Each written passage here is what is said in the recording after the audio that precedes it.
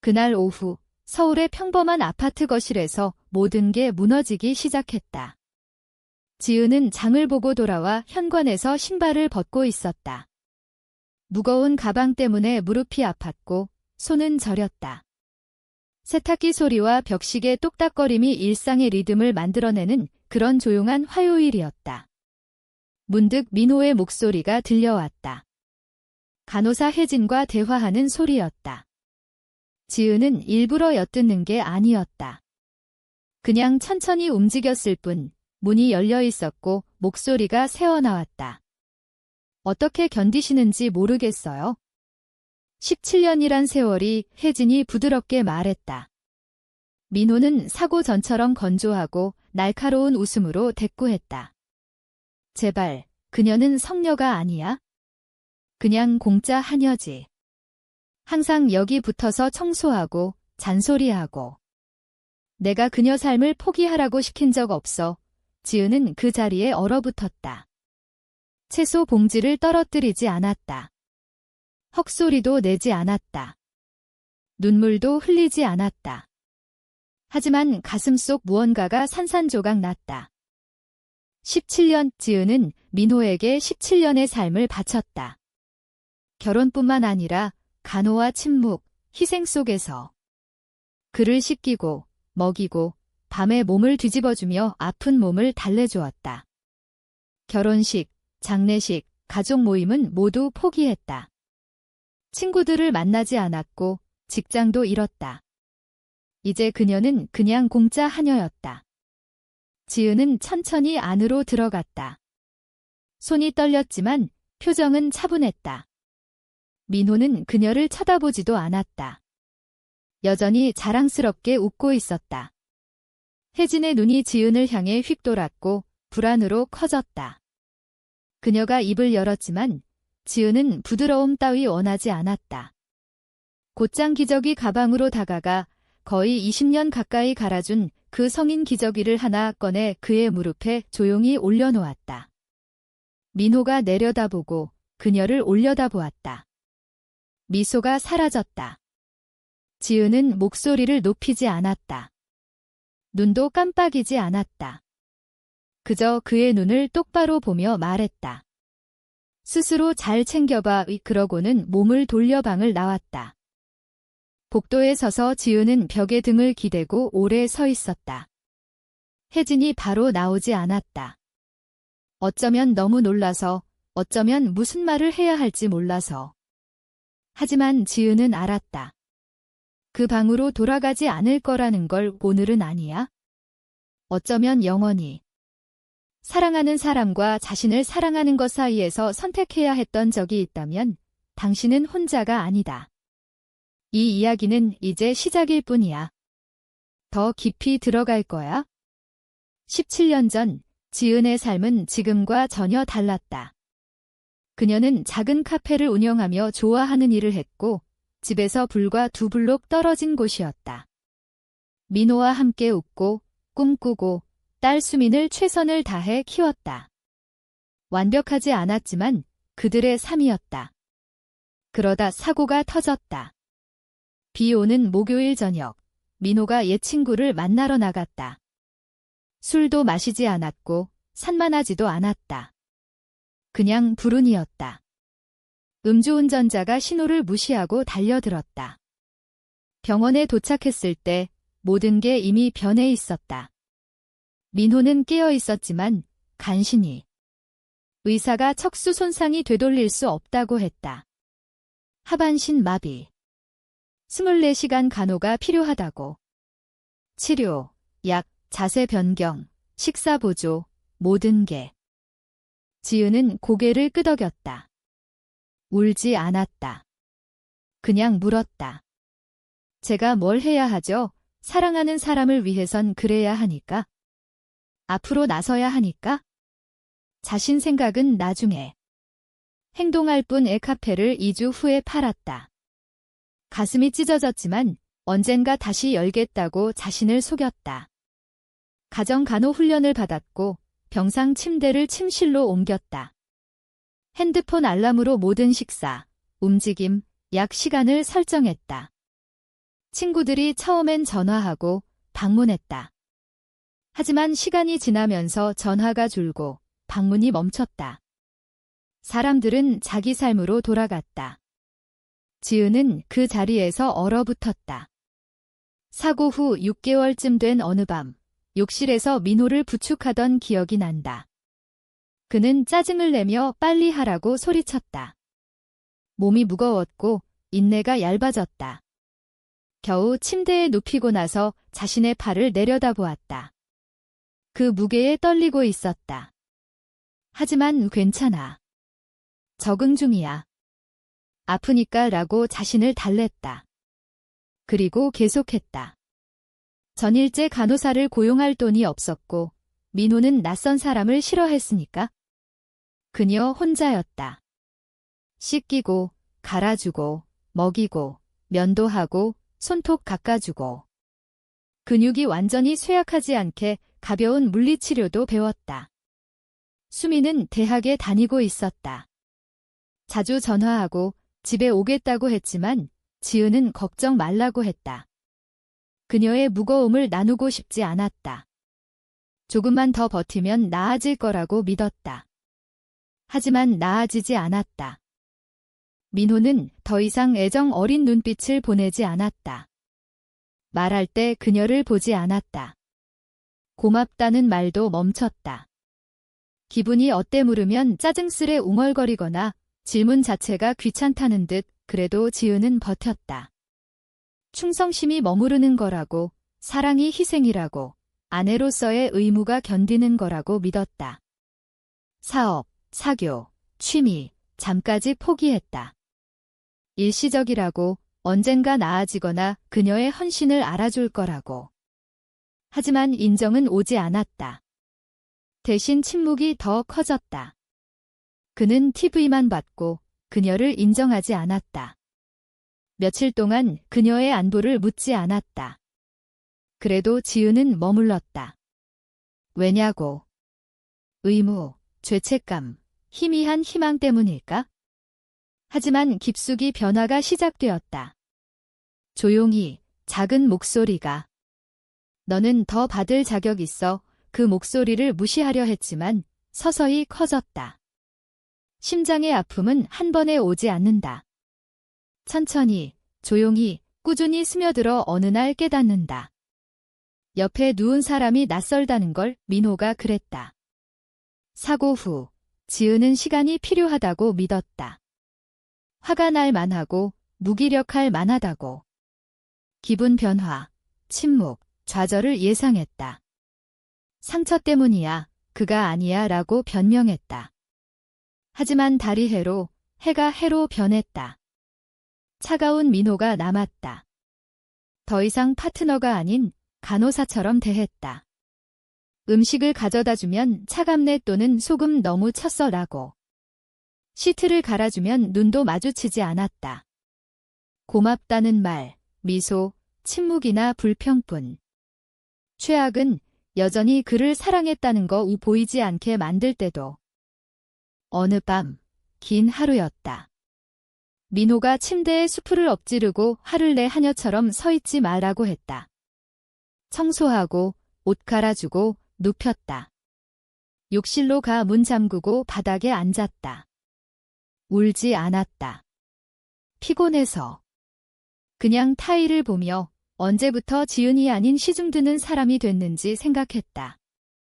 이름을 부르는 소리가 그리웠다. 스킨십이 그리웠다. 꿈과 웃음과 색깔이 있던 여자가 그리웠다. 이제 세상은 회색 루틴이었다. 깨우고, 씻기고, 먹이고, 약 주고, 뒤집고, 한숨, 신음, 소리 지르는 소리 듣고, 잠자고, 다시 깨우기. 좋은 순간도 있었다. 옛 영화를 보며 조용히 웃거나 결혼식 노래를 흥얼거릴 때 그 순간에 매달렸다. 나아진다고 속였다. 하지만 깊이 알았다. 민호는 차가워졌다. 더 요구하지 않아서 다행이야 또는 완전 쓸모없진 않으니까 라고. 그녀의 걷고 숨쉬고 움직이는 능력이 그를 미워하게 만든 듯 부드럽게 말했다. 민호야, 우리 그리워. 그는 TV 보며 중얼거렸다. 떠날 자유 있잖아. 그래도 머물렀다. 왜일까? 어쩌면 희망의 불꽃 때문. 어느 날 눈 뜨고 그녀를 아내로 볼 거라고. 하지만 그날은 오지 않았다. 수민이 전화해서 물었다. 괜찮아. 지은은 좋아라고 거짓말했다. 민호가 아닌 그녀를 보호하려. 수민은 삶을 쌓고 있었다. 그녀의 짐을 주고 싶지 않았다. 집의 침묵이 무거워졌다. 새소리조차 조용해진 듯 며칠은 저녁까지 말 한마디 안 했다. 명령뿐. 물 더 줘, 리모컨. 뒤집어. 어때, 나 고마워는 결코. 지은은 시를 썼었다. 꽃과 아침 햇살에 대한 작은 시, 해가 지나 쓰지 않았다. 옛 노트를 찾았을 때 노랗게 변했지만 잉크는 선명했다. 마지막 시, 침묵 속 여자 서 있네. 잃은 게 아니라 천천히 밀려난 그녀가 됐다. 화나지 않고 부서지지 않고 천천히 밀려난. 하지만 변화가 다가오고 있었다. 작은, 보이지 않는. 날들이 오래된 사진처럼 희미해졌다. 화요일인지 일요일인지 모르게. 루틴은 변하지 않았다. 깨우고, 확인하고, 약 준비하고, 갈아주고, 먹이고, 청소하고, 안고, 반복. 외부 세상이 그녀 없이 움직였다. 카페 친구들, 교회 여자들, 산책 중 만난 이웃들. 전화, 문자, 초대가 사라졌다. 잔인해서가 아니라 삶이니까. 사람들은 나아가고 그녀는 멈췄다. 생일이 카드나 케이크 없이 지나갔다. 서랍에서 촛불을 찾아 거의 불 붙일 뻔했다. 무슨 소용. 명절도 명절 같지 않았다. 장식 없고 방문자 없고 민호가 오늘 무슨 요일 하며 약 컵받을 뿐 이 집이 숨죽인 듯 무거웠다. 며칠은 저녁까지 말 안 했다. 접시 소리나 슬리퍼 소리뿐. 이웃집 웃음소리, 아이들 노는 소리를 창가에서 10분 들었다. 다른 세상 같았다. 그녀가 속하지 않은? 그러다 혜진이 왔다. 지은이 부엌에서 피로로 쓰러진 후 의사가 파트타임 도움을 제안했다. 민호가 배 아파 밤새 신음해서 48시간 먹지도 자지도 못했다. 현실이 왔다. 혼자 못한다고. 혜진은 40대 초반, 부드럽고 차분했다. 동정 아닌 이해의 눈빛. 조용히 일했다. 넘지 않고 판단 안 하고 도왔다. 처음 왔을 때 누군가 한숨 없이 휠체어 드는 걸 보며 울 뻔했다. 오래 갇힌 세계에 누군가 들어온 게 이상했다. 하지만 천천히 변화. 민호는 아니고 그녀에게. 혜진이 오면 2시간 자유였다. 뒷마당에 앉아 바람 느끼고 하늘 봤다. 차 한 잔 들고 앉아 천천히 마셨다. 서둘러 먹지 않고. 일기 다시 썼다. 오늘 바람 좋았어. 혜진이 장미 봐서 웃었어. 지나가는 차에서 음악 들렸어. 작은 관찰. 하지만 삶 같았다. 어느 날 혜진이 부엌에서 흥얼거리는 그녀를 봤다. 목소리 예뻐요. 지은은 깨닫지 못했다. 그날 밤 해만에 울었다. 아픔이 아닌 자신 속 무언가 깨어나서. 하지만 어리석지 않았다. 민호는 변하지 않았다. 그녀의 작은 기쁨이 위협처럼 느껴진 듯 혜진 올 때 행복해 보이네 또는 휴식에 너무 익숙해지지 마에 지은은 아무 말 안 했다. 그 시간에 그녀는 하녀가 아니었다. 보이지 않았다. 다시 지은이었다. 그 작은 귀환이 전부였다. 수민이 주말에 온다고 했을 때 지은의 심장이 뛰었다. 기쁨이 아닌 해만의 긴장. 마지막 방문은 몇 달 전 바빴다. 1. 여행. 3. 탓 안 했다. 그녀가 민호에게 모든 걸 주는 걸 봤다. 수민에겐 더 나은 걸 원했다. 갇히지 않게. 하지만 이번엔 필요했다. 누군가 그녀를 봐주길.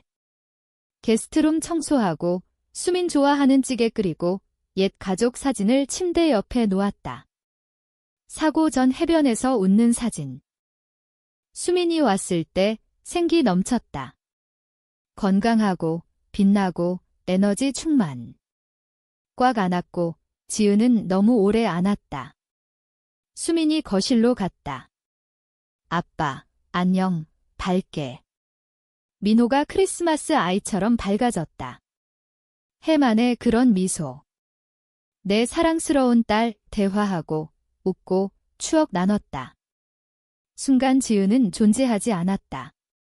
저녁 후 둘이 얘기하자고 했다. 현관에 앉아. 귀뚜라미 울고 비 냄새 났다. 피곤해, 수민아, 부드럽게. 수민이 혼란스러워했다. 무슨 뜻이야, 엄마, 망설였지만 말이 쏟아졌다. 지쳤어. 아빠가. 예전 사람이 아니야? 말 안 해, 고맙단 말 안 해, 가구처럼 대할 때도. 모든 걸 했는데 사라지는 기분이야. 수민이 침묵. 머리 굴리는 게 보였다. 마침내 말했다. 엄마, 아빠 마비잖아. 본인이 아니야. 화날 만해. 너무 개인적으로 받아들이지 마. 가슴이 조여왔다. 개인적 아니야. 매일 사는 거야. 혼자. 수민이 고개 저었다. 혼자 아니야. 혜진 있잖아. 그리고 엄마 선택이야. 사랑이 희생이라고 항상 말했어. 지은은 충격받았다. 그래서 아무것도 안 받고 받아들여? 중요하지 않게? 아니, 하지만 아빠가 더 힘들어. 엄마가. 지은이 일어났다. 다리 잃었지만 난 나 자신 잃었어. 모든 걸 포기했어. 왜? 그와 우리 위해. 이제 눈도 안 마주쳐. 수민이 팔짱 꼈다. 아빠도 피곤할 거야. 짐처럼 느껴질 거야. 짐이야. 지은이 말하고 자신의 말에 경악했다. 하지만 짐처럼 느끼게 안 했어. 얼굴에 안 던졌어. 모든 걸 바쳐 돌봤어. 수민이 인상 썼다. 원망처럼 들려. 지은이 돌아서 눈물 보이지 않게. 피곤하게 들려. 그게 다야의 다음 날 수민과 민호가 낮은 목소리로 얘기하는 걸 들었다. 다 못 들었지만 충분했다. 엄마 과부하야, 아빠. 좀 부드럽게 해. 민호가 바로 과장스러워. 항상 그랬어 왜라고. 배가 꼬였다. 수민이 안고 작별했다. 괜찮아질 거야, 엄마. 버텨, 버텨. 모두가 말하듯 손가락 피 흘려도 더 세게 쥐라고. 수민 간 후 현관에 앉았다. 찌개는 냉장고에, 사진은 선반에. 그녀를 안 봤다. 진짜로. 민호도. 하지만 혜진은 다음에 와서 물었다. 오늘 어때요? 지은이 고개 끄덕였지만 마음속 변화가 왔다. 이렇게 못 간다고. 그날 저녁, 으깬 감자와 구운 생선. 민호가 좋아하던 간단한. 문제없이 10여 번 만들었다. 쟁반 놓자, 내려보고 코 킁킁거리며 비웃었다. 이 쓰레기 뭐야? 이제 날 질식시키려. 지은이 깜빡였다. 내가 부탁한 거야. 민호야. 쟁반 바닥으로 밀쳤다. 접시 깨지고 감자 카페트에 튀었다. 헉소리 냈지만 지은 속에서 무언가 끊어졌다. 치워. 날카롭게. 잘못 주문한 웨이터처럼. 지은이 얼어붙었다. 천천히 주워. 도자기 조각이 손가락 찔렀다. 통증 안 느껴졌다. 너무 무감각. 혜진이 복도에 서 있었다. 막 도착해서 다 봤다. 말 안 하고 눈 커지고 입 다물었다. 청소 끝나고 민호 다시 먹인 후 부엌에서 혜진이 말했다. 그런 말 들어선 안 돼요. 부드럽지만 단호. 지은이 피곤한 미소 지었다. 화났을 뿐이야. 그 사람 아니야. 하지만 말 자체가 거짓 같았다. 혜진이 고개 기울였다. 아니야. 대답 못하고 깨끗한 카운터 닦았다. 그날 밤 세탁실에서 옷 개키다. 안전한 공간.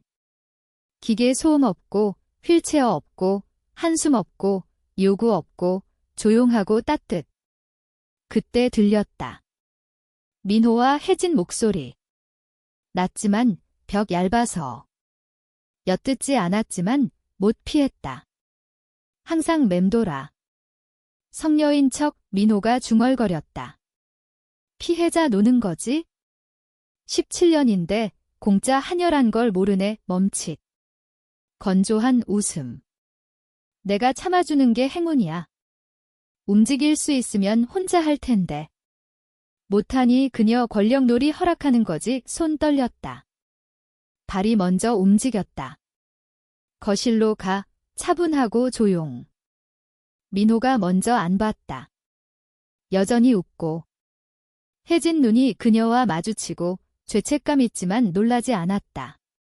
민호가 천천히 돌아 그녀 봐서 얼굴 창백. 지은 말 안 했다. 구석 물품에서 기저귀 꺼내 의자로 가 무릎에 올렸다. 민호 내려보고 혼란. 이게 뭐야? 스스로 잘 챙겨봐. 목소리 안 떨렸다. 손 안 떨렸다. 돌아서 나왔다. 문 안쾅 닫고 울지 않았다. 침실로 가 침대 가장자리에 앉았다. 옷장 거울에 비친 그녀. 해만의 간호사가 아닌 여자. 한계에 도달한 여자. 그날 밤 잠 안 왔다. 화나거나 슬퍼서 아니고 17년 만에 자신 생각해서. 침대에 앉아 천장 선풍기 천천히 도는 걸 봤다. 민호가 거실에서 부스럭거리고 이름 부르는 소리 들렸다. 하지만 안 움직였다. 알아서 할 거야. 아침에 집이 달라졌다. 공기 고요. 새 지저귀는 소리 평소처럼. 하지만 이번엔 들었다. 정말 들었다. 조용히 일어나 작은 가방 꺼내 짐 쌌다. 옷 몇 벌, 일기장, 칫솔. 가방 침대에 놓고 지퍼 닫았다. 화 없고 평화뿐. 부엌가 차 한 잔 타, 창가 작은 테이블에 앉아 천천히 마셨다. 부르는 사람 없고 방해 없고. 순간이 그녀 거였다. 혜진이 정기 시간에 와서 문 옆 가방 보고 놀랐다. 괜찮아요. 좋아, 간단히. 잠시 가야 해. 혜진이 정말 봤다. 고개 끄덕였다. 필요한 대로 해요. 카운터에 민호 지시 목록 남겼다. 혜진 있고 필요시 수민 불을 쑥 버리는 게 아니야. 자신 해방하는 거야? 가방 들고 밖으로 나서 해가 얼굴에 스며들었다. 해만에 느껴졌다. 영원히 차가웠던 곳을 따뜻하게. 큰 계획 없고 목적지 없지만 그 집에 더 머무를 수 없었다. 1시간 거리 작은 여성 쉼터에 체크인. 화려하지 않고 깨끗한 시트와 친절한 목소리. 첫밤 천장 보며 누웠다. 이번엔 웃었다. 침묵 무겁지 않고 그녀가 다시 일기 썼다. 매 아침 페이지 쏟아졌다. 옛소녀, 된 여자, 만나고 싶은 자신에 대해. 다음 장이 어때 될지 모르지만 처음으로 알아보고 싶었다. 사흘째, 근처 숲 산책. 연못 향한 나무 벤치 찾아 앉아 바람에 물결 보는데 몇 시간. 울었다. 아픔이 아닌 해방에서. 17년 보이지 않는 건 길다. 하지만 더 이상 안 보이지 않았다. 저녁 수민 전화. 처음 걱정했지만 차분하고 분명히 말했다. 괜찮아, 얘야. 공간 필요했어? 나 자신 기억해야 했어. 침묵. 미안해, 엄마. 진심 같았다. 곧 돌아올지 물었다. 모르겠어. 하지만 내 조건으로 전화 끊고 어두워지는 하늘 보며 깊이 숨 쉬었다. 이름 부르는 사람 없고, 명령 없고, 노력 비웃는 사람 없고. 그녀만 살아있고, 치유되고, 자유로워.